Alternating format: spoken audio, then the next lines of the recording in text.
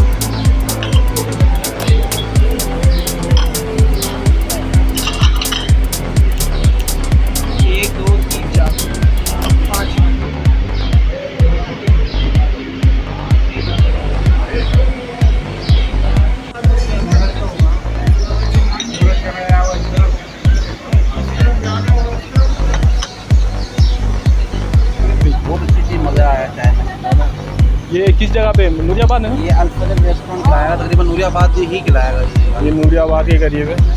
दोस्तों, चाय बड़ी प्यारी थी इनकी। मैंने और मेरे कज़न आरिफ ने टेस्ट करी। आरिफ, बाकी मज़ा आया, बहुत मज़ा आया, फ्रेश हो गए हैं।